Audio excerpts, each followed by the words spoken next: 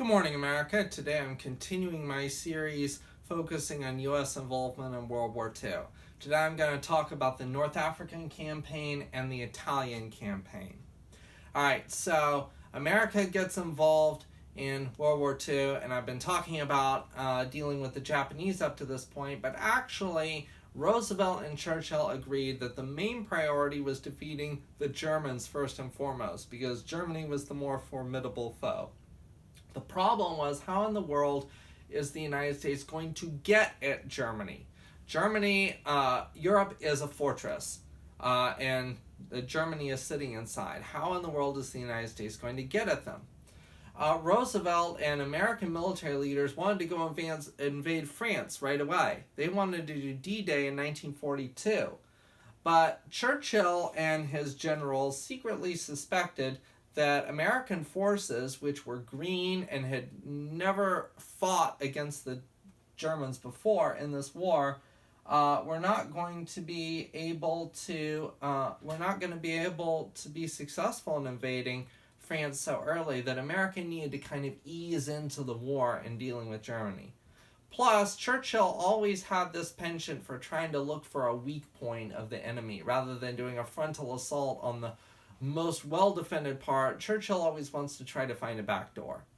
That didn't work out very well in World War I. It led to British forces to the calamity at Gallipoli, but now Churchill's trying to do the same strategy again. Churchill says, well, where we really need help right now is actually in North Africa. The reason for that was because the British and the Germans in 1942 were locked in a titanic struggle in the sandy deserts of North Africa. It all started with Mussolini. You see, Mussolini, the dictator of Italy, had this dream of restoring the Roman Empire, which included North Africa. Italian forces didn't do very well in North Africa, though. They were getting their teeth kicked in by the British. Mussolini's like, Hitler, help! Need a little help over here. Hitler's like, oh, do I have to do everything myself? Okay, fine. And so Hitler sends some German troops into North Africa. The Germans do a lot better than the Italians do, and before long the British have their backs right up against the wall. The Germans come this close to taking Egypt, but at the last minute they are halted at the Battle of El Alamein. However, the British are in trouble still in North Africa, though the German advance has been halted. Churchill asked the Americans to come help out in North Africa, and Roosevelt reluctantly agrees. So, in the summer of 1942, American forces land in North Africa in several different places in Algeria and Morocco. This was called Operation Torch. It was the first major American amphibious assault of the war. American forces, once established in Algeria and Morocco, then headed east across North Africa. British forces, meanwhile, are pushing west out of Egypt, and the Germans are caught in the middle they're going to do a pincers move like this.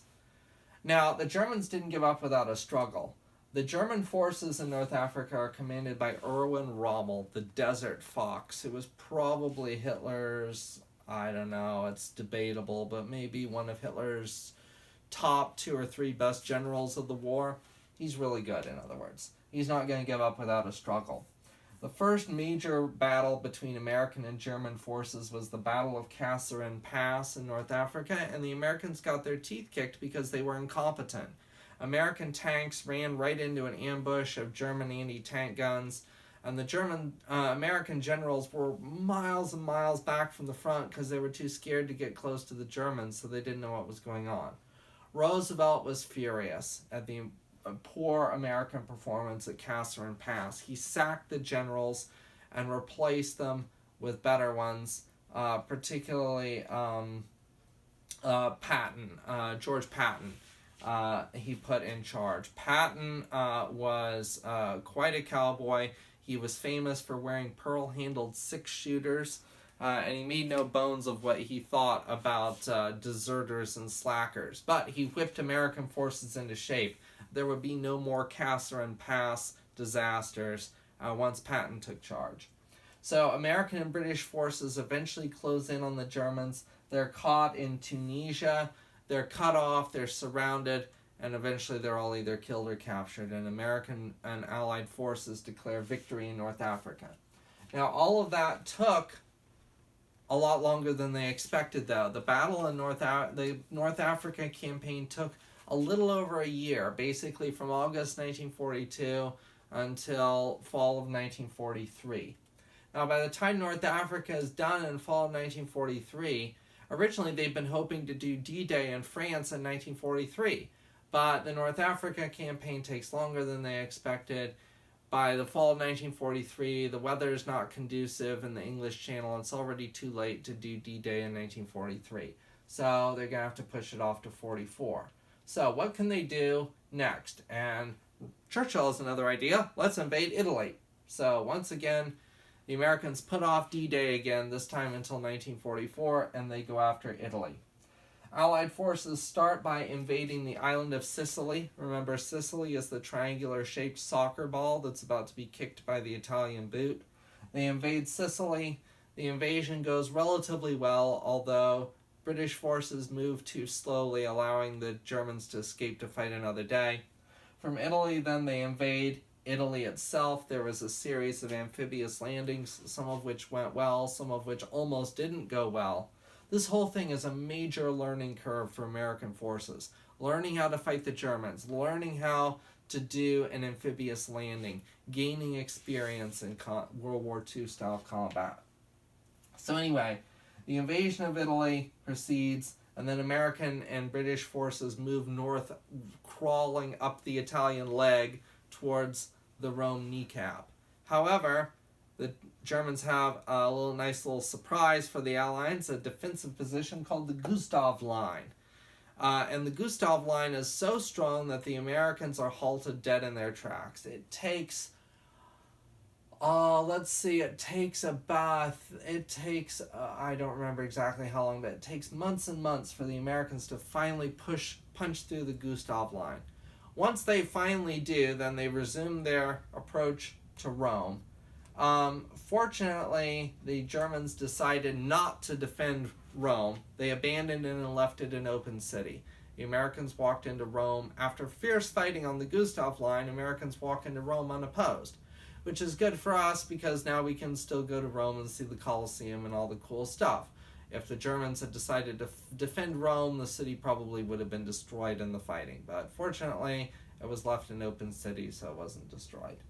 After liberating Rome, Americans continue their push into northern Italy. They encounter further fierce resistance, and Americans don't actually make it to northern Italy until well into late 1944, by which point D-Day has already happened and the Italian campaign doesn't really matter very much anymore. During this whole process, Mussolini fell from power. There was a coup against him. He was deposed and put in prison.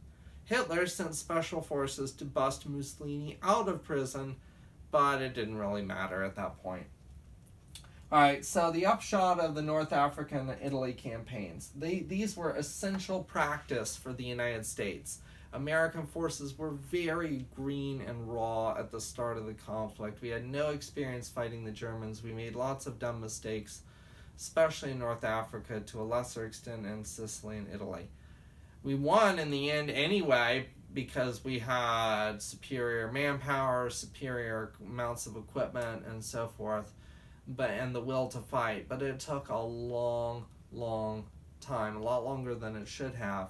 And by the time we finally achieved victory in Italy, the war had already been decided elsewhere.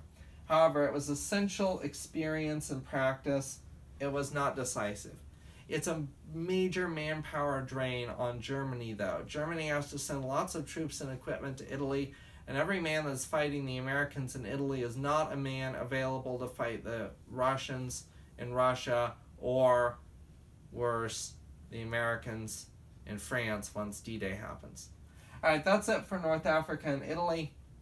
I'm not going to address the Russian campaign because that didn't directly involve the United States, other than just to say, be aware that Germans and Russians are fighting each other fiercely throughout this whole time period that we're talking about, but that didn't directly involve the United States. Next time, I will talk briefly about the war in the Atlantic, the Battle of the Atlantic, and then I will talk about D-Day, the liberation of France, and the fall of Germany.